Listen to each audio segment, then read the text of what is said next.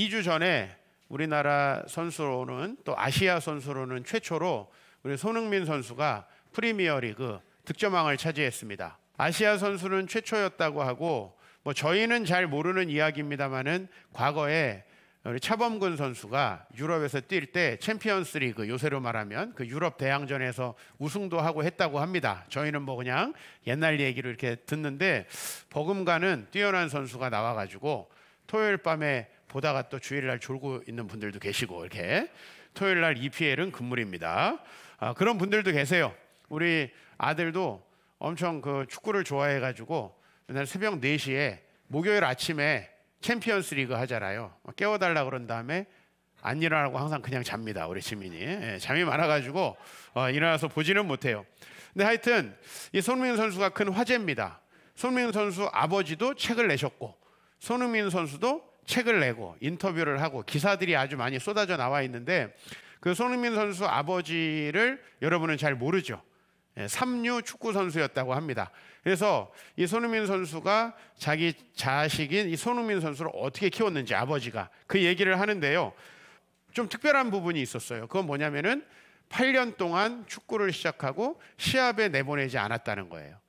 보통 이제 우리 아이들이 어렸을 때부터 막 나 골 넣었어 막 이런 거 막 자랑하고 막 잘했어 그렇게 하고 항상 아이들이 시합에 집중하고 뭐 자기가 무슨 골을 넣었다 이렇게 생각하는데 이 손흥민 선수의 아버지는 아이를 시합에 내보내지 않았다라고 하고요. 하루에 1000개씩을 슈팅 연습을 시켰는데 왼발 오른발을 500개씩. 우리 보통 주발이라는 게 있잖아요. 그죠? 저는 오른발잡인데 오른발잡이면 오른발로만 슈팅을 하는 연습을 하잖아요. 근데 양발로다가 500개씩 하루에 1000개를 슈팅 연습을 시켰대요. 실제로 이제 그 수많은 연습의 결과가 이번에 그 같이 득점왕이 된 이집트 선수가 있어요. 그 선수는 항상 왼발로 골을 집어넣습니다. 근데 손흥민 선수는 오른발 왼발이 거의 동일한 숫자로 이렇게 골을 집어넣죠. 어렸을 때 아버지가 참 교육을 잘 시켰다는 거예요. 그런데 이 아버지가 어떻게 해가지고 잘 시켰냐? 그게 굉장히 특별했어요. 저한테는. 아버지가 이렇게 얘기를 해요. 나는 삼류 축구 선수였기 때문에 무조건 내가 하는 것과 반대로 시켰다는 거예요. 어렸을 때 내가 축구했던 방식과 정반대로 하려고 노력을 해서 시합에 내보내지 않고 오른발 왼발을 다 쓰게 하고 이런 식으로 하게 됐다는 거죠. 그러면서 나는 삼류라 무조건 반대로 했다라고 했는데 저는 여기서 그 아버지가 굉장한 용기를 냈다 그죠. 뭐 나는 원래 국가대표가 될 수 있었는데 부상 때문에 그랬다. 난 축구 그만둔 분들이 항상 이 얘기를 하는 걸 봤어요. 난 원래 굉장히 유망주였고 뭐 우리 팀에서도 스트라이커였는데 부상을 당해가지고 포기했다라든지 그 다음에 돈이 없어가지고 좋은 팀에 못 갔다라든지 난 이런 선수들은 내 주변에 많이 만나봤어요. 근데 나는 삼류였다라고 솔직히 인정하는 사람은 저 별로 못 만나봤어요. 교회에서도 마찬가지예요. 목사님 저는 삼류 신앙입니다. 앞으로 내가 교회만 빼놓고 다 바꾸겠습니다. 그렇듯이 아주 결연하게 이렇게 정말 신앙에 대해서 결단하는 분들을 보기 어려운데 정말 자기가 삼류이기 때문에 반대로 시켰다. 이것을 좀 영적으로 얘기하면 용기 있는 회개라고 할 수 있습니다. 내가 살아왔던 삶의 방식, 지금의 나를 만들었던 그 방식을 전혀 바꾼다는 거 굉장히 어려운 거거든요. 그죠? 우리가 보통 이제 아버지로서 실패한 분들이 대표적으로 하는 게 뭐예요? 아버지로서 내가 실패하면 어떻게 해야 되냐면 집에 가서 아무 말 안 해야 돼요. 그렇죠? 왜? 할 말이 없으니까. 그게 자녀에게 보여줘야 되는 되게 좋은 자세예요. 근데 인생에 실패한 아버지들이 대체로 어떻게 하죠? 술 먹고 들어가서 가족들을 부른 다음에 잔소리를 해요. 그러니까 애들이 그나마 가출하고 싶은 거예요. 가뜩이나 아버지가 싫은데 야 인생은 말이야 이렇게 얘기하면 진짜 짜증나지 않겠어요? 예? 신앙생활 진짜 개판으로 하는 사람이 와봐 내가 여기 신앙생활 지금 10년째인데 하면서 새가족들 막 이렇게 하고 저렇게 하고 나중에 보니까 제일 못하는 사람이야. 얼마나 힘들어요.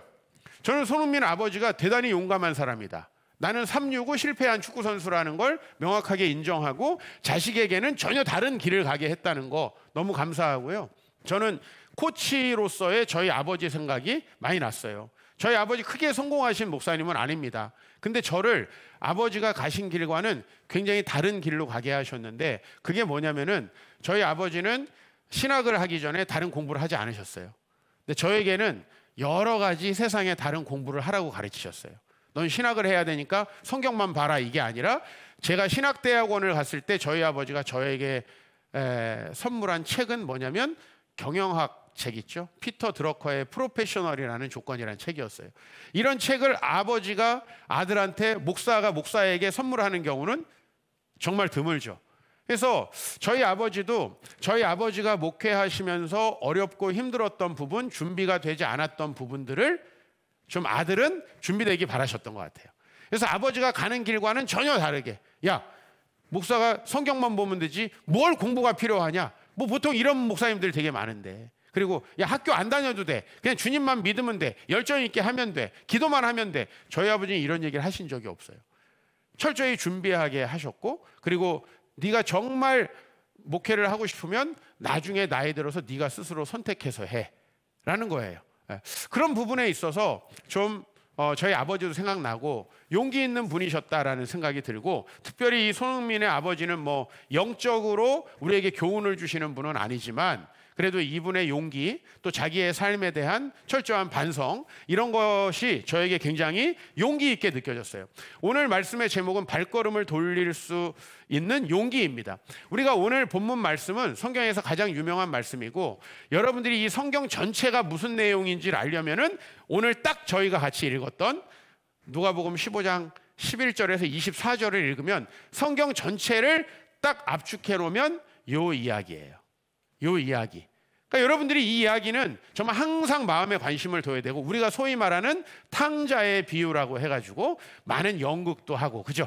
교회에서 성극으로 항상 해가지고 뭐 술 먹고 호랑방탕하고 옆에 이렇게 룸사롱 아가씨들 끼고 있는 그 배역, 항상 요 탕자의 배역은 그런 배역이에요. 그래가지고 여자분들이 항상 보면서 어우 저 탕자 하는데 본인이 탕자인 건 모르는 그런 이제 배역이에요. 항상 이 탕자가 남자이기 때문에 항상 남편 욕할 때 주로 등장하는 탕자. 근데 오늘 이 본문을 저는 용기라는 관점에서 여러분들과 한번 다시 보고 싶어요. 용기. 탕자가 어떤 사람입니까? 누가복음 15장 12절에 보면 탕자는 유복한 아버지의 둘째 아들이었는데요. 그 둘째 아들이 아버지가 죽을 날도 한참 남았는데 유산을 달라고 합니다. 유산은 보통 언제 받습니까? 보통 아버지가 돌아가실 때 받습니다. 그죠? 그래서 이 신약 성경에 쓰여지던 로마 시대에는 이 아버지가 유산을 어떻게 할지에 대해서 좀 부유한 사람들은 항상 법조인들을 대동하고 공증을 했어요. 여러분이 잘 아는 율리우스 카이사르도 여러 번 유서를 공증했는데요. 하필 옥타비아누스라는 사람이 자기의 양자로, 자기 자식이 없었으니까 양자로 채택됐을 때 카이사르가 죽은 거죠. 아마 시간이 조금 더 지났으면 다른 사람을 양자로 바꿨을지도 모릅니다. 여러 번 양자를 바꿨다고 합니다. 이 카이사르는. 그러니까 이 부유한 사람들은 항상 자기의 유산을 죽었을 때 어떻게 나눠줄지에 대해서 생각을 하거든요. 근데 오늘 여기에 아들은 아버지가 죽지도 않았는데 유산을 달라 해가지고 13절에 보니까 먼 나라에 가서 허랑방탕하며 재산을 낭비했다는 거예요. 자, 이 아들은 이런 사람이에요. 아버지의 유산을 미리 받아가지고 먼 나라로 가요. 이건 뭐냐면 아버지의 뜻대로 살기 싫다라는 거죠. 가출을 경험하신 분들은 가출이라는 게 오늘 비유와는 좀 맞지 않죠. 왜냐하면 오늘 비유는 아버지가 훌륭하시잖아요. 보통 가출은 아버지가 문제 있어서 나가잖아요. 맞죠? 아니에요? 여러분이 문제 있어서 나갔다고 생각하시는 분들은 용감하신 분들이에요. 인정을 잘 하시는 분들. 보통은 전부 다 다른 사람 핑계 대잖아요. 근데 우리가 오늘 여기 말씀의 핵심은 뭐냐면 자기가 인생을 자기 마음대로 살고 싶어서 나간 것이 우리 인류의 문제다라고 하는 거예요. 저와 여러분들의 결국 문제는 뭐냐면 내 인생을 내 마음대로 살았다라고 하는 것이고요.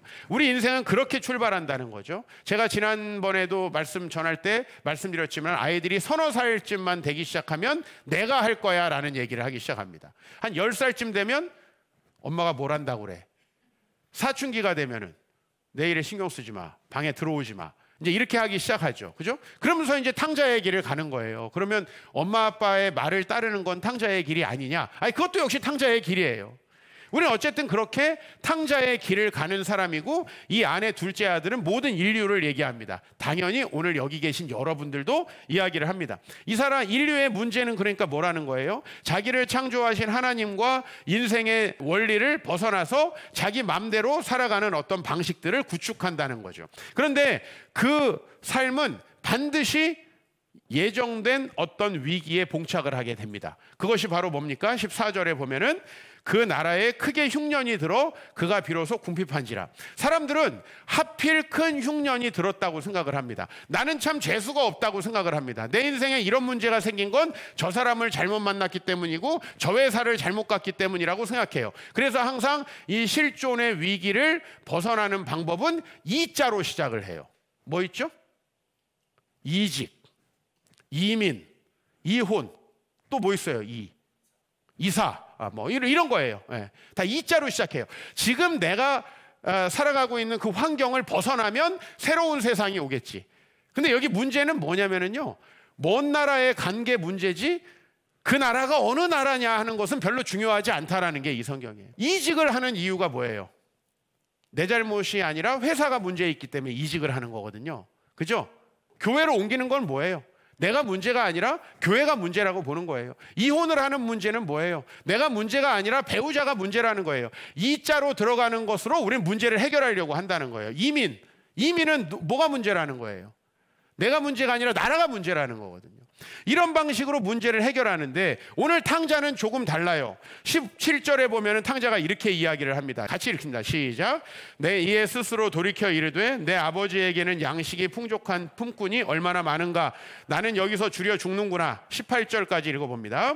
내가 일어나 아버지께 가서 이르기를 아버지 내가 하늘과 아버지께 죄를 지었사오니. 오늘 이 탕자의 진단은 뭐냐면요, 오늘 여기에서 탕자는 이 모든 문제가 뭐 나라에 흉년이 들었고 하필 내가 나쁜 사람을 만났고 사기꾼을 만나서 돈을 날렸다가 아니라는 거예요.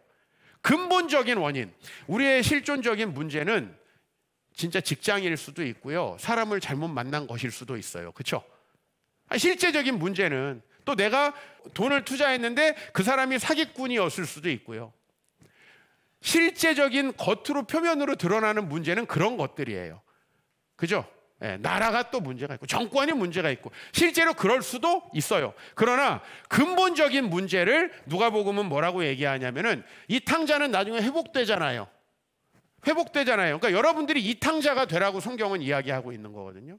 근데 우리가 진짜 문제는 성경은 내가 이렇게 된 것은 하늘과 아버지께 죄를 지었기 때문이다 라고 하는데, 이 죄는 뭐죠? 오늘 본문에서 먼 나라로 간 거예요.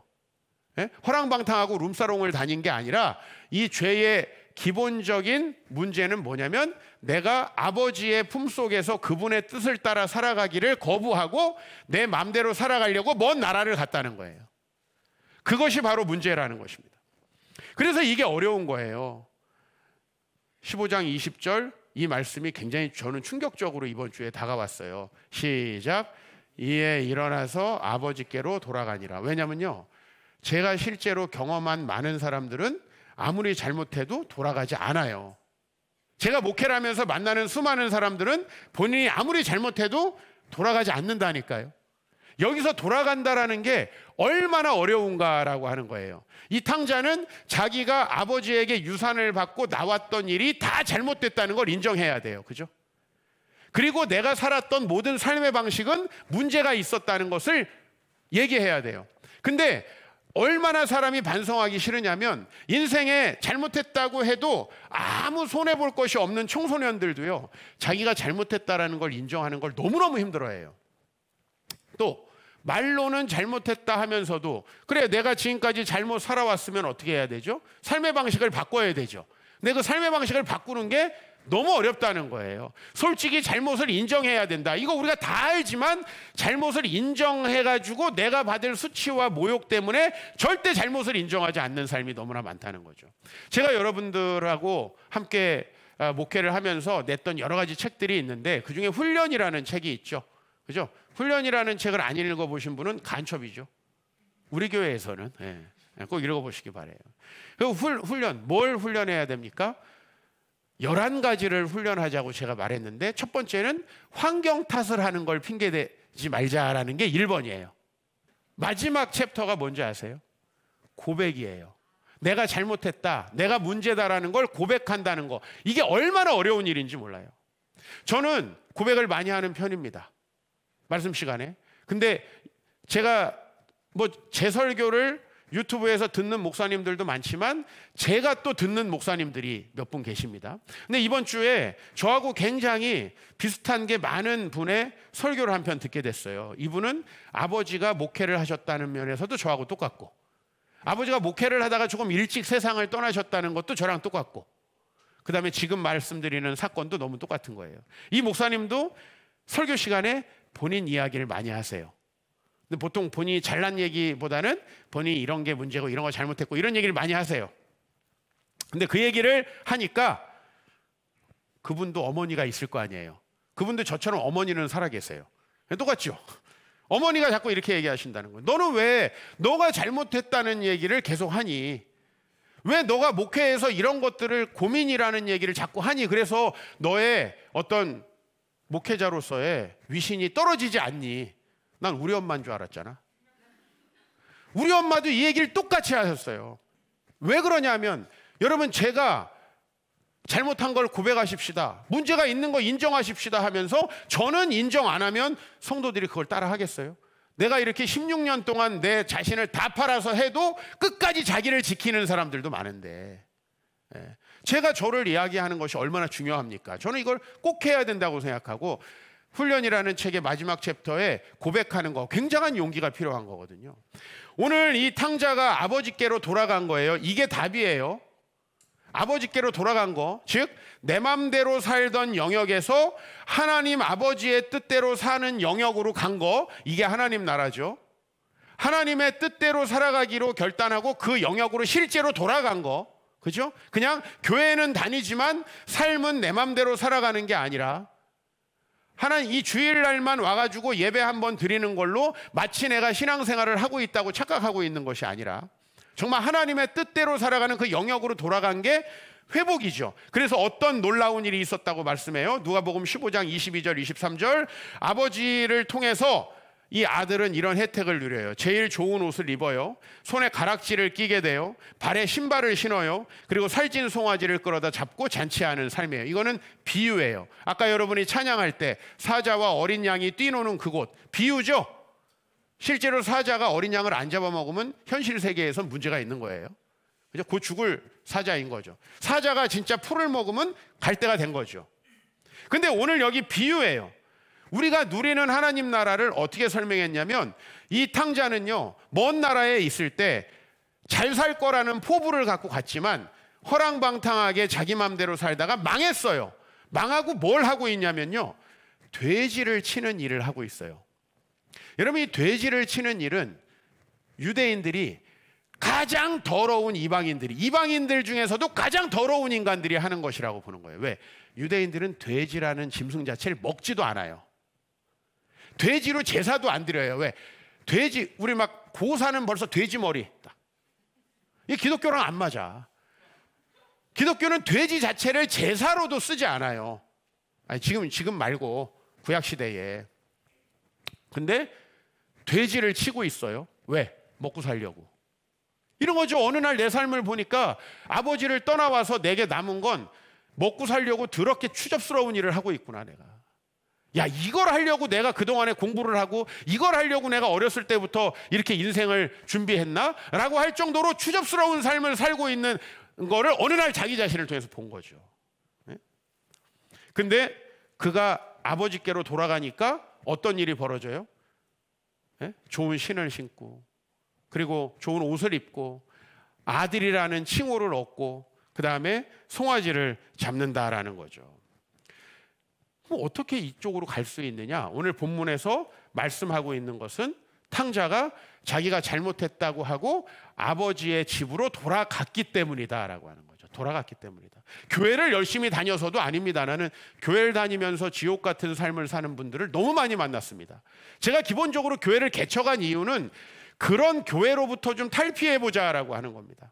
교회의 권사 장로가 됐는데 교회에서 암덩어리 같은 존재들 너무 많은 거예요. 죄송한 표현입니다만. 우리 교회에서 얼마나 그렇게 지금 되지 않으려고 노력하는지 몰라요. 예? 목회를 오래 했다고 하는 목회자가 교회에 얼마나 암덩어리가 돼 있는지 몰라요. 이 부분이 문제인 거죠. 아니, 교회를 오래 다닐수록, 교회 생활을 오래 할수록 더 인격이나 모든 면에서 복된 삶이 되어야 되는 거 아니에요?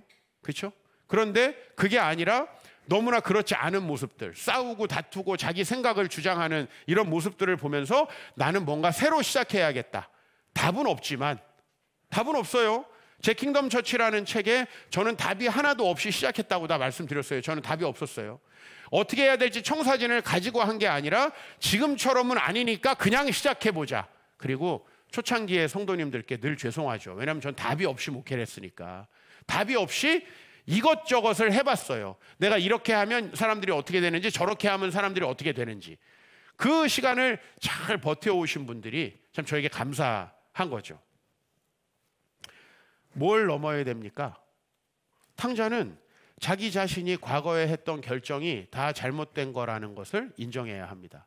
이게 얼마나 어렵습니까? 그래서 사람이요, 50살이 넘으면 교회를 다닐 수는 있어도 삶이 변할 수는 없다라고 해요. 여기 50 넘은 분들 죄송합니다. 저도 이제 넘었거든요. 50이 넘으면 자기 삶의 방식을 바꾸기는 어렵다. 왜냐면 이게 얼마나 어렵냐면, 아니 20살 때까지는 아예 나 지금까지 공부 잘못한 것 같아, 잘못 산 것 같아 해도 손해볼 게 없어요. 그죠? 근데 이제 지금 와가지고 나 목회 잘못한 것 같아. 그럼 어쩌라는 거야. 난 벌써 20년을 했는데, 나이가 이렇게 많아졌는데. 이게 너무 어려운 거죠. 이게 이 면이 살지 않는 거예요. 신앙생활을 10몇 년을 우리 교회에서 했는데 난 신앙생활 잘못한 것 같습니다. 이게 얼마나 어려운 일이에요. 이건 대단한 용기가 필요한 거죠. 게다가 우리가 하나님 앞에 진정으로 회개하기 전에 우리가 살아가던 방식이 있어요. 삶의 방식. 승질 나면은 술 한잔하고, 문제 생기면 친구들 만나서 여행하고, 또 화나고 스트레스 받으면 떡볶이 매운 거 먹고, 이러던 우리의 삶의 방식이 있어요. 내 문제를 하나님 앞에 영적으로 해결하는 게 아니라 그 문제를 항상 세상에서 돌려가지고 해결하던 내 삶의 방식이 있단 말이에요. 그러니까 교회에 오지만 여전히 사람들과 만나서 술을 한잔 해야만 즐거운 얘기를 할 수 있는, 여러분들이 교회를 잘 다니고 있다는 특징은 이런 걸 거예요. 콜라만 놓고도 밤샐 수 있는 거. 세상 사람들이 제일 놀라하는 건 그거예요. 우리 그리스도인들에게. 너희는 무슨 얘기를 하니? 남자끼리. 그것도 술을 안 마시고. 그게 하나님 나라죠. 예?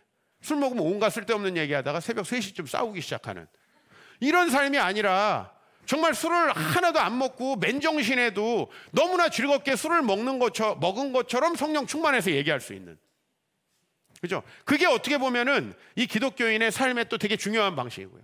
세상 사람들이 볼 땐 기독교인들의 삶이 너무 단순해 보여요. 너무 재미없어 보여요. 맨날 교회 가고, 맨날 봉사활동 가고, 뭐 삶에 엔터가 전혀 없는 거예요. 근데 엔터테인먼트가 없이 즐거울 수 있는 게 그리스도인의 삶이에요. 그 삶에는 굉장한 큰 축복이 있는 거예요. 왜? 엔터가 없어도 되는 삶이니까. 엔터가 왜 있는 거예요, 사실은? 무한도전 왜 있는 거예요?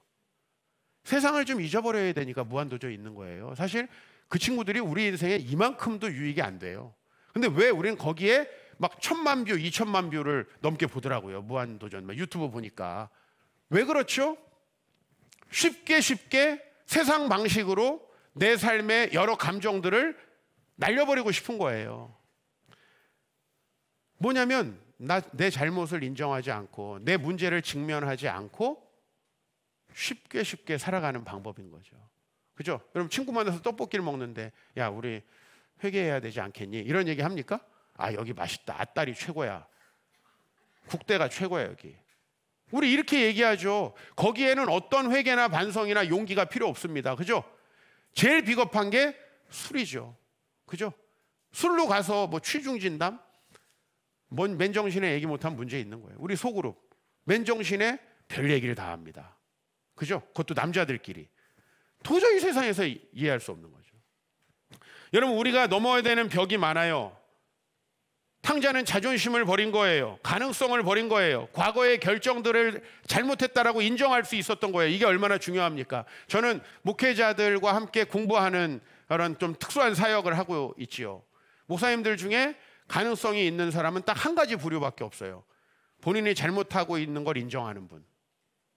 그분 아니면 변화가 일어나진 않아요. 그럼 내가 지금까지 살아왔는데 문제가 있는데 그 방식을 앞으로 산다고 해서 문제가 해결됩니까? 절대 해결 안 되죠. 죄송한 말씀이지만. 지금처럼 교회 생활을 해왔는데 내 문제가 해결 안 됐는데 앞으로도 그렇게 교회 생활을 하면 내 문제가 해결된다면 이건 뭔가 문제가 있는 거죠. 문제가 나이 들어서 더 해결됩니까? 우리가 많은 분들을 보면 나이 들어서 더 안 좋아지죠. 더 고집스러워지죠. 그죠? 거치고 아니고 다 망가집니다. 여러분, 늙어가면서 내면은 성숙하는 사람을 얼마나 보나요? 대부분이 그렇지 않습니다. 늙어가면서 외부뿐만 아니라 안도 망가집니다. 이렇게 되지 않으려면은 우리가 이 세상에서 뭔가 용기가 있어야 된다는 거죠. 자기의 실패를 인정하고 자기의 잘못된 걸 인정하고, 여러분이 오늘 교회에 왜 오셨는지 모르겠지만은 이 교회에 내가 문제가 없어서 온 사람은 없을 겁니다. 나는 아무 문제가 없는데 세계 평화와 인류 평화를 위해서 공헌하기 위해서 왔다, 이런 분도 없을 겁니다. 난 돈이 너무 많아가지고 교회를 통해서 뭔가 기부 활동을 하려고 왔다, 이런 분들 없으실 겁니다. 다 우리가 문제가 있어서 교회에 오는 겁니다. 저부터 교회가 없으면 도저히 안 되기 때문에 저는 교회를 아예 말뚝박기로 하고 목회하는 겁니다. 근데 이게 얼마나 어려워요. 저는 아버지의 집으로 돌아가니라. 이건 엄청나게 어려운 결단이었다는 거예요. 이번 주 말씀을 준비하다가 발걸음을 돌릴 수 있는 용기라는 이 제목을 따오게 된 동영상을 제가 본 것을 소개하려고 합니다. 이건 이제 에베레스트에 올라가다가 죽은 사람들의 이야기예요. 에베레스트는 8,848m입니다. 근데 에베레스트에서 그 데스존이 바로 이제 마지막 848m. 그 구간에서 대부분의 사람들이 이제 죽는다는 거예요. 근데 이 구간에서는 실제로 무엇이 필요하냐면, 내가 이제 더 이상 올라갈 수 없다라고 생각이 들 때 돌아올 수 있는 용기가 필요하다는 거예요.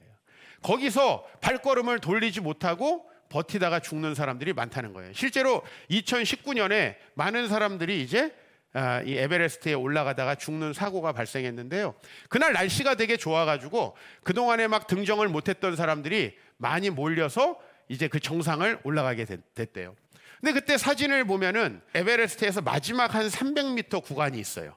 이렇게 언덕으로 올라가는, 거기는 양방향으로 갈 수 있지 않고 올라가면 저 위에서 내려오는 걸 기다려야 되고, 내려오면 또 올라가는 걸 기다려야 되는, 한 방향으로만 갈 수가 있어요. 그래가지고 그때 사람이 너무 많아서 12시간 정도가 지체가 됐대요. 근데 이 8,000m가 넘는 여기서는요 18시간을 넘겨서 살기는 어렵다는 거예요. 18시간 전에는 내려와야 된다는 거예요. 근데 왜 사람들이 못 내려오고 거기에서 주저하다가 죽냐면 바로 서밋 피버라고 하는 현상이에요. 그 정상에 올라가야만 한다라는, 여기까지 왔는데 내가 저기를 못 찍는다는, 어떤 분들은 광고 스폰서를 받고 왔기 때문에 그걸 포기 못하고 그 위에 가서 사진을 찍어야 되는 거죠. 근데 이거를 몇백 미터 앞에 두고 포기한다는 거, 이게 너무 어려워요. 그래서 이 발걸음을 돌린다는 게 너무 어렵고, 거기에서 18시간 안에 내려오지 않으면 죽습니다. 그리고 마지막에 멘트가 발걸음을 돌릴 수 있는 용기가 필요합니다, 이렇게 얘기를 해요. 우리 인생이 이대로 조금만 더 가면 될 것 같잖아요. 조금만 더 참으면 될 것 같잖아요. 그러다가 어디까지 가냐면 우리 인생이 더 이상 돌이킬 수 없는 단계까지 간다. 하나님이 없이 내가 나름대로 버텨서 훌륭하게 잘 살아가는 분들도 계세요. 나름대로의 인생의 허무함을 내 나름대로의 목적을 가지고 살아가시는 분들도 계시고, 여러 가지 어려운 일이 있어도 버티고 견디면서 내가 정상에 올라가자 하시는 분들이 있는데요. 이런 분들 대부분 자기의 노력과 투자가 아깝고 자기가 이제 잘못했다라는 걸 인정하기 싫어가지고 조금만 더 하다가 죽는데, 우리가 그렇게 서밋 피버라고 하는 질병 때문에 죽는 거 아닌가. 오늘 이 탕자의 본문에서 우리가 그 생각을 할 수 있다는 것입니다. 야고보서 1장 15절에 보면 이런 말씀이 있습니다. 욕심이 잉태한 즉 죄를 낳고 죄가 장성한 즉 사망을 낳느니라. 우리는 욕심의 방향은 좀 다르지만요, 하나님의 나라가 목표가 아닌 사람들, 하나님이 목표가 아닌 사람들은 고상하나 저급하나 자기만의 욕심을 가지고 목표를 가지고 살아갑니다.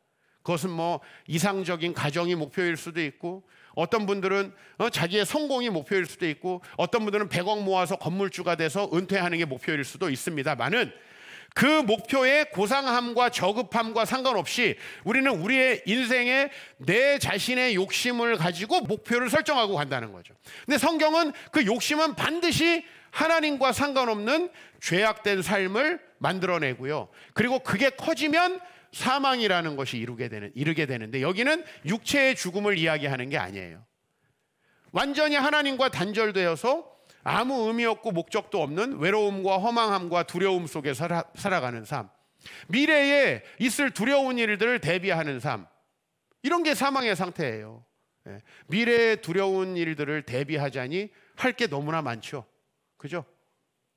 우리 인생에 앞으로 다가올 여러 가지 어려움들을 대비하기 위해서 여러분 어느 정도가 필요할 것 같아요? 내 인생을 다 쏟아부어도 우리는 미래의 두려움을 다 막을 수 없어요. 그러니까 우리가 그렇게 사망의 상태로 살아가게 된다면 우리는 절대로 아까 탕자가 누리던 그 하나님 나라, 그 행복하고 아름다운 삶을 누릴 수 없는 것이죠. 그건 교회를 다녀도 똑같습니다. 교회를 다니는 여러 사람들이 어떻게 죽는지에 대해서 5가지 예를 들어보겠습니다. 여기 오늘 예를 드는 건 다 교회를 다니는 사람들입니다. 첫 번째는 아나니아와 삽비라라고 하는 사람입니다. 이 사람들은 명예에 대한 서밋 피버를 포기하지 못하는 사람입니다. 이 사람들은 초대교회를 다녔어요. 얼마나 은혜로운 교회입니까? 초대교회의 모습은 이런 거예요. 정말 가진 자들이 아낌없이 자기의 물질을 내어놓고 노예들과 가난한 사람들을 위해서 헌신하는 게 하나의 유행이었어요.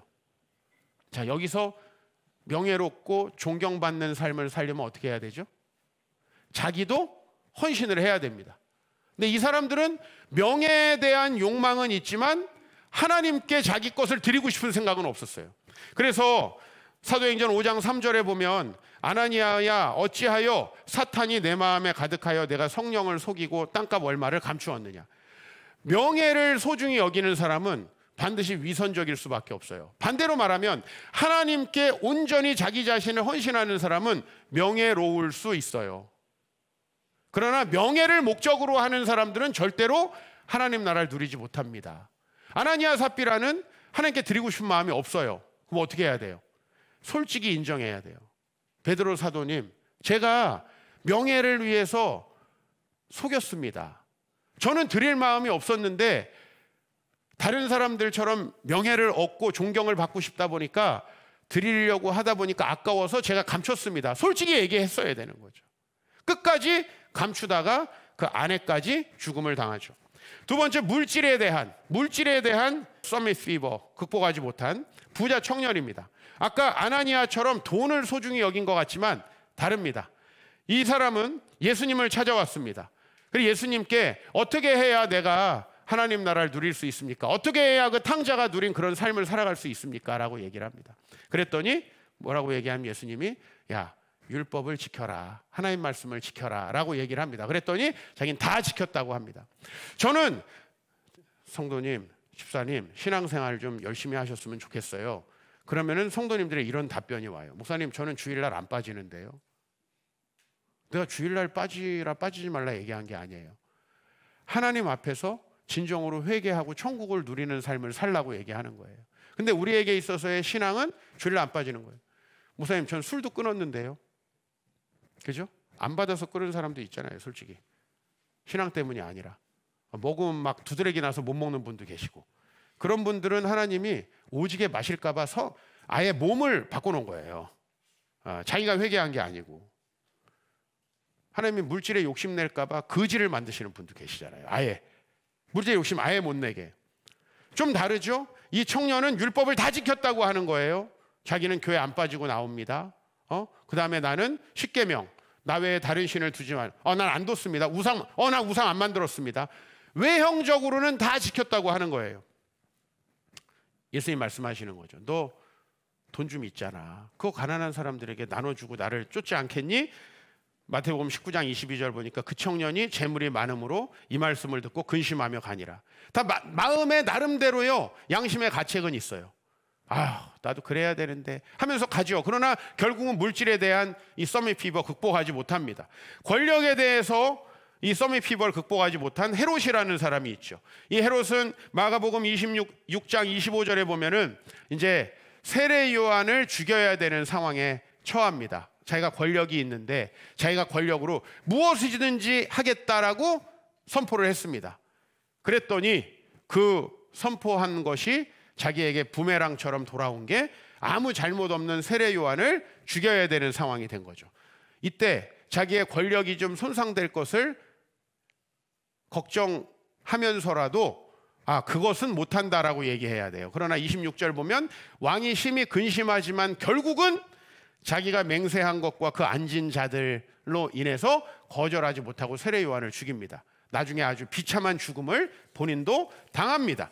자, 쾌락과 욕망을 포기하지 못한, 그죠? 자기의 즐거움과 취미생활, 쾌락 포기하지 못한 그 서밋 피버에 죽어간 아합이라는 사람이 있습니다. 요즘 우리가 주중 기도회 때 열왕기 상 말씀을 봤거든요. 이 열왕기 상 말씀에는 엘리야라는 선지자가 나오고 엘리야가 그토록 고치려고 목회했던 사람이 아합이라는 사람입니다.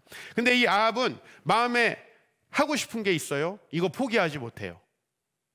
자, 나봇의 포도원이 있습니다. 너무 좋은 밭이에요. 난 이걸 소유하고 싶어요. 내가 너무 즐겁게 생각하는 거, 내가 너무나 마음으로 원하는 쾌락이에요. 근데 그것을 포기하지 못하니까 나중에 자기 아내가 위증을 해가지고 이 사람을 죽이고 이걸 빼앗습니다. 아합은 나봇이 죽었다 함을 듣고 일어나 나봇의 포도원을 차지하러 그리로 내려갔다라고 되어 있는데요. 자기 욕망을 결코 포기하지 못하다가 아주 불행한 죽음을 전쟁에서 죽게 되죠. 마지막으로 생각을 포기하지 못한 사람입니다. 예수님의 제자 중에 수제자는 베드로입니다. 그렇죠? 그러니까 이 베드로는, 지금 예를 드는 베드로는 정말 교회를 열심히 다니는 사람이에요. 그러나 이 교회 안에서 주님을 따르지 않고 자기 생각과 이상을 이루려고 하는 사람들이 있다는 걸 우리가 알게 됩니다. 이 예수님께서 제자들을 데리고 3년을 다니십니다. 그리고 하나님 나라를 가르칩니다. 그리고 이 하나님의 나라는 어떻게 우리에게 오느냐 하면 내가 십자가에 죽고 다시 살아나야 온다라고 선포합니다. 그랬더니 뭐라고 합니까? 베드로가 예수님을 붙들고 주여 그리 마옵소서, 이 일이 결코 죽게 미치지 아니하리이다. 이건 무슨 얘기냐면 예수님, 죽는 건 안 됩니다. 예수님이 살아서 높은 위치에 올라가셔야 제가 주님 덕을 보고 한 자리를 얻을 수 있는데 3년 쫓아다녔는데 가신다니요. 그건 안 됩니다 라고 얘기하는 거죠. 자, 그랬더니 예수님이 뭐라고 합니까? 베드로에게 사탄아 내 뒤로 물러가라. 너는 나를 넘어지게 하는 자로다. 이건 자기 생각이에요. 내 생각에 교회는 이런 것이고, 내 생각에 신앙은 이런 것이고, 내 생각에 목사님은 저런 말씀 안 하셨으면 좋겠고, 내 생각에 나는 내 프라이버시를 지켜야 되고, 이렇게 자기 생각에 갇힌 사람들이 교회에 굉장히 많이 있습니다. 여러분, 하나님 나라는요, 내 생각을 깨트리고 회개해야 오는 나라예요. 그래서 여러분이 근본적으로 가지고 있는 이 생각을 끝까지 고수하는 사람들은 절대로 회개하지 못한다는 거예요. 예수님은 물론 십자가의 예정대로 죽으셨고요. 베드로는 예수님을 배신했어요. 그러나 예수님이 부활하신 다음에 베드로는 회개하고 이제 진짜 하나님 나라의 그 길을 가게 되죠. 여러분, 우리가 새로운 삶을 살아간다는 건 이 알량한 종교 생활로는 절대 안 된다는 거예요. 저는 오늘 여러분들에게 바로 그래서 발걸음을 돌이킬 수 있는 용기를 요청하는 바입니다. 여러분, 이게 없으면요, 여러분 가끔 가다가 한 번씩 이 용기를 발동해서 여러분의 삶이 급격하게 달라지는 체험이 없잖아요. 그럼 우리는 끝까지 우리 삶을 고수하다가 여기 나온 베드로처럼, 여기 있는 아합처럼, 여기 나오는 헤롯처럼, 부자 청년처럼 우리는 아주 불행한 삶을 마무리할 수밖에 없다라는 겁니다. 성경은 바로 이것을 우리에게 경고하고 있는 것입니다. 제가 본 동영상에서 마지막으로 이렇게 이야기를 합니다. 죽음의 지대에서 18시간 안에 빠져나오세요. 왜 우리가 계속 그거를 고수합니까? 그것은 내가 잘못했다라는 걸 인정하고 싶지 않기 때문이에요. 내 자존심이 상하는 일은 결코 허용하고 싶지 않아서예요. 그러나 여러분의 삶에는 어마어마한 변화가 필요합니다. 먼 나라에서 사는 게 아니라 어디로 오는 삶이 필요합니까? 네, 아버지의 집 안에서 사는 삶이 필요합니다. 이 안에서는 여러분의 생각, 여러분의 욕심, 여러분의 열정, 여러분의 쾌락, 이것은 내려놔줘야 합니다. 그래야만 여러분들에게 하나님 나라가 임한다는 거죠. 그래서 오늘 우리는 이 탕자를 굉장히 방탕한 사람으로 보지만, 저는 그 방탕한 삶을 철저히 잘못했다고 인정한 용기 있는 사람으로 보는 거죠. 그리고 회개라는 건 뭐냐면, 따라합시다. 회개는 믿음에 근거한 용기다. 이거는 그냥 살던 삶을 포기하는 것도 아니고, 이거는 객기를 부리는 게 아니에요. 믿음에 근거한 용기죠. 하나님의 말씀을 따라서 내가 아버지의 통치 가운데로 돌아가면 하나님께서는 놀라운 삶으로 우리를 이끄신다. 하나님께서 저를 부르시고 말씀하실 때마다 저는 너무 힘듭니다. 왜냐하면 그건 내 계산하고는 굉장히 다르고 내 생각하고는 다르거든요. 나도 여러분들처럼 머리가 있습니다. 생각을 합니다. 그래서 제가 생각할 때 이건 아니다라고 하는 것들을 하나님 계속 저에게 시키십니다. 근데 그럴 때 저에겐 진짜 회개가 필요합니다. 내 생각을 끝까지 고수하지 말고, 내 안정을 계속 고수하지 말고, 내가 즐거워하는 걸 계속 고수하지 말고 하나님 뜻대로 나아가면 하나님이 지금 내가 포기하는 것보다 훨씬 더 좋은 걸 주실 것이다. 어떤 분은 그래요. 목사님, 제가 교회 다니는 거 다 좋은데 저는 이거 너무 난 이게 즐겁고 난 술 마시는 사람들하고 얘기하는 게 너무 좋은데 이거 포기 못 하겠어요. 회개라는 건 뭐냐면, 내가 그걸 포기하면 훨씬 더 즐겁고 아름다운 관계가 주어질 거라는 걸 믿는 겁니다. 목사님, 저는 하나님 앞에서 이렇게 막 헌신하다 보면 저는 노는 거 너무 좋아하고 즐기고 싶은 게 너무 많은데 그걸 못할까 봐 엄청 걱정됩니다. 하나님이 우리의 기호와 우리의 즐거움의 방식을 바꿔주세요. 어떤 분들은 그래서 왜 이렇게 훈련 열심히 받고 매주 출석해야 되는 교회를 안 다닙니다. 왜냐면 놀러 다니고 싶은데, 우리 교회는 놀러 다니는 거 제가 부정적으로 이야기하기 때문에 괜찮다라고 하는 교회를 따라다니거나 아니면 목사님이 날 알 수 없는 교회 많거든요. 그런 교회. 나는 그 교회를 다닌다고 생각하지만 그 교회에선 나는 아예 전혀 다니는지 모르는 그런 교회. 얼마나 좋아요. 서로 나도 널 모르고 너도 날 모르고 얼마나 좋습니까? 비행기에서 만나도 누구세요? 이렇게 할 수 있는 이런 관계 얼마나 좋습니까? 저는 그냥 여러분의 표정만 봐도 너무 많은 게 느껴져서 힘들어요. 이번 주에 죄 졌구나.